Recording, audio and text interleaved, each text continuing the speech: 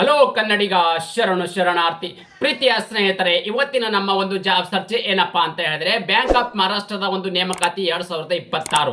ಸ್ನೇಹಿತರೆ, ಈ ಒಂದು ಹುದ್ದೆನ ಪಡೆದುಕೊಳ್ಳಬೇಕಾದ್ರೆ ಯಾವೆಲ್ಲ ಒಂದು ಕ್ವಾಲಿಫಿಕೇಶನ್ ಆಗಿರಬೇಕಾಗುತ್ತೆ, ಯಾವ ಒಂದು ವಯೋಮಿತಿ ಒಳಗಡೆ ಇರ್ತಕ್ಕಂಥ ಅಭ್ಯರ್ಥಿಗಳು ಈ ಹುದ್ದೆಗೆ ಅರ್ಜಿ ಸಲ್ಲಿಸಬಹುದಾಗಿದೆ, ಆಯ್ಕೆ ವಿಧಾನ ಹೇಗಿರಲಿದೆ ಮತ್ತು ಯಾವ ಒಂದು ವಯೋಮಿತಿ ಒಳಗಡೆ ಇರ್ತಕ್ಕಂಥ ಅಭ್ಯರ್ಥಿಗಳು ಹುದ್ದೆಗೆ ಅರ್ಜಿ ಸಲ್ಲಿಸಬಹುದಾಗಿದೆ, ಆಯ್ಕೆ ಇರ್ತಕ್ಕಂಥ ಅಭ್ಯರ್ಥಿಗಳಿಗೆ ಪ್ರತಿ ತಿಂಗಳು ಸಿಗ್ತಕ್ಕಂಥ ವೇತನ ಎಷ್ಟು ದೊರೆಯಲಿದೆ, ಕೂಲಂಕುಷವಾಗಿ ಮಾಹಿತಿ ನಾನು ನಿಮಗೆ ಈ ವಿಡಿಯೋದಲ್ಲಿ ತಿಳಿಸ್ಕೊಡ್ತೇನೆ. ಅದಕ್ಕಿಂತ ಮುಂಚಿತವಾಗಿ ನಮ್ಮ ಯೂಟ್ಯೂಬ್ ಚಾನಲ್ಗೆ ಮೊದಲ ಬಾರಿ ಭೇಟಿ ನೀಡಿದರೆ ಸಬ್ಸ್ಕ್ರೈಬ್ ಜೊತೆಗೆ ಬೆಲ್ ಐಕನ್ ಕ್ಲಿಕ್ ಮಾಡೋದನ್ನ ಮರಿಬೇಡಿ. ಯಾಕಪ್ಪ ಅಂದ್ರೆ ಪ್ರತಿನಿತ್ಯ ನಾವು ಕೇಂದ್ರ ಸರ್ಕಾರ ಮತ್ತು ರಾಜ್ಯ ಸರ್ಕಾರದ ಹೊಸ ಹುದ್ದೆಗ ಮಾಹಿತಿ ಕೊಡಲಿಂದ ನಿಮಗೆ ತಪ್ಪದೆ ನೋಟಿಫಿಕೇಶನ್ ಬರಲಿದೆ.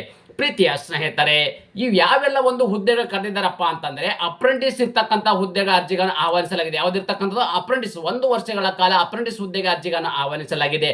ಹಾಗಾದ್ರೆ ಈ ಒಂದು ಅಪ್ಲಿಕೇಶನ್ ಪ್ರಾರಂಭ ದಿನಾಂಕ ಯಾವಪ್ಪ ಅಂದ್ರೆ 15th ಜನವರಿ 2022 ಪ್ರಾರಂಭವಾಗಿದ್ದು ಅರ್ಜಿ ಸಲ್ಲಿಸಲು ಕೊನೆಯ ದಿನಾಂಕ 25 ಜನವರಿ 2026. ನೋಡಿ, ಅರ್ಜಿ ಸಲ್ಲಿಸಲು ಪ್ರಾರಂಭ ದಿನಾಂಕ 15 ಜನವರಿ 2026, ಅರ್ಜಿ ಸಲ್ಲಿಸಲು ಕೊನೆಯ ದಿನಾಂಕ 25th ಜನವರಿ 2026. ಇಷ್ಟು ಒಳಗಡೆ ತಮ್ಮ ಅರ್ಜಿಗಳನ್ನು ಸಲ್ಲಿಸಬೇಕಾಗತ್ತೆ.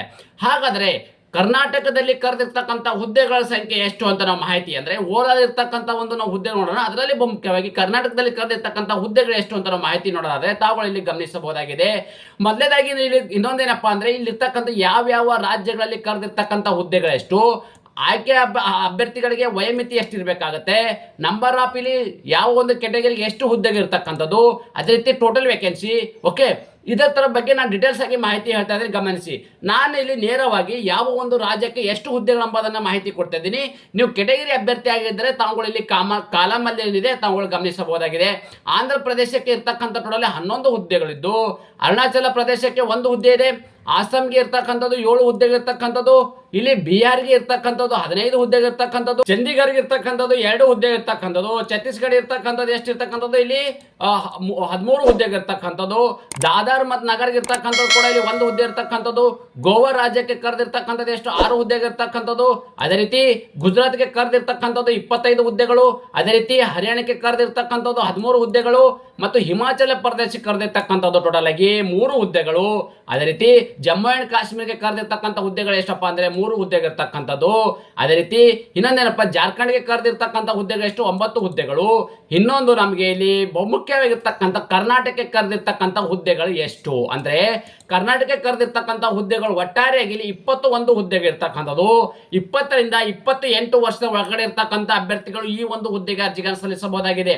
ಅದೇ ರೀತಿ ಇನ್ನೊಂದೇನಪ್ಪ ಅಂದ್ರೆ ಇಲ್ಲಿ ಕೇರಳ ಕೊಟ್ಟಿರ್ತಕ್ಕಂಥ 13 ಹುದ್ದೆಗಳು, ಓಕೆ, ಮಧ್ಯಪ್ರದೇಶ ಇರ್ತಕ್ಕಂಥದ್ದು 45 ಹುದ್ದೆಗಳು, ಓಕೆ, ಮಹಾರಾಷ್ಟ್ರಕ್ಕೆ ಕರೆದಿರ್ತಕ್ಕಂಥದ್ದು ಎಷ್ಟು 261 ಹುದ್ದೆಗೆ ಇರ್ತಕ್ಕಂಥದ್ದು, ಓಕೆ, ಈ ತರ ಒಡಿಶಾ ಇರ್ತಕ್ಕಂಥದ್ದು, ಪುದುಚೇರಿ ಇರ್ತಕ್ಕಂಥದ್ದು, ಪಂಜಾಬ್ ಇರ್ತಕ್ಕಂಥದ್ದು, ರಾಜಸ್ಥಾನ್ ಇರ್ತಕ್ಕಂಥ ಹುದ್ದೆಗಳು, ಅದೇ ರೀತಿ ಇನ್ನೊಂದೇನಪ್ಪ ಅಂದ್ರೆ ತಮಿಳುನಾಡಿಗೆ ಕರೆದಿರ್ತಕ್ಕಂಥದ್ದು 21 ಹುದ್ದೆಗಳು, ತೆಲಂಗಾಣಕ್ಕೆ ಕರೆದಿರ್ತಕ್ಕಂಥದ್ದು 17 ಹುದ್ದೆಗಳು, ತ್ರಿಪುರಕ್ಕೆ ಕರೆದಿರ್ತಕ್ಕಂಥ 1 ಹುದ್ದೆಗಳು. ಅಂದ್ರೆ ಯಾವ್ಯಾವ ರಾಜ್ಯಕ್ಕೆ ಎಷ್ಟು ಹುದ್ದೆಗಳು ಕರೆದಿದ್ದಾರೆ ಅಂತ ನಾವು ಮಾಹಿತಿ ನೋಡ್ತಾ ಇದ್ದೀವಿ. ಅದಕ್ಕಿಂತ ಮುಖ್ಯವಾಗಿ ಏನಪ್ಪ ಅಂದ್ರೆ ಕರ್ನಾಟಕಕ್ಕೆ ಇರ್ತಕ್ಕಂಥ ಮೀಸಲಿರುವ ಹುದ್ದೆ ಬಗ್ಗೆ ನಾನು ನಿಮ್ಗೆ ಇಲ್ಲಿ ಕೂಲಂಕುಷವಾಗಿ ಆಡಿ ಮಾಹಿತಿ ನೀಡಿದ್ದೇನೆ. ಅದೇ ರೀತಿ ಉತ್ತರ ಪ್ರದೇಶದ ಇರ್ತಕ್ಕಂಥದ್ದು 34 ಇರ್ತಕ್ಕಂಥದ್ದು, ಉತ್ತರಾಖಂಡಕ್ಕೆ ಇರ್ತಕ್ಕಂಥದ್ದು 7 ಹುದ್ದೆಗಳು, ಓಕೆ.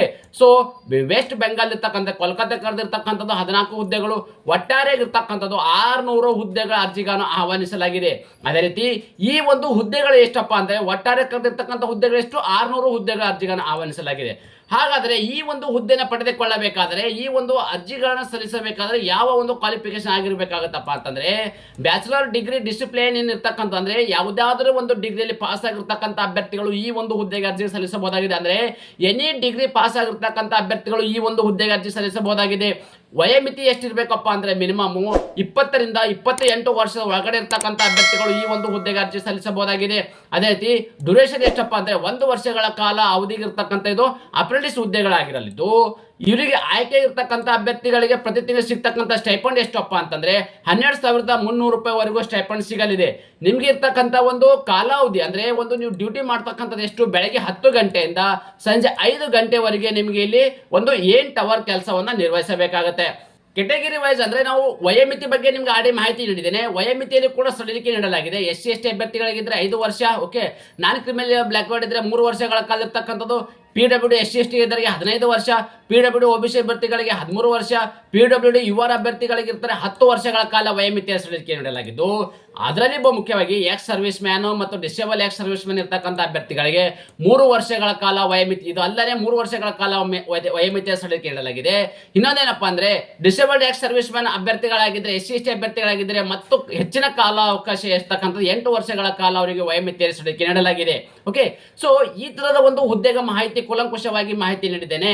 ಈ ಎಲ್ಲವೂ ಹುದ್ದೆಗಳಿದಾವೆ. ಆನ್ಲೈನ್ ಮೂಲಕವೇ ಅರ್ಜಿಯನ್ನು ಸಲ್ಲಿಸಬೇಕಾಗುತ್ತೆ.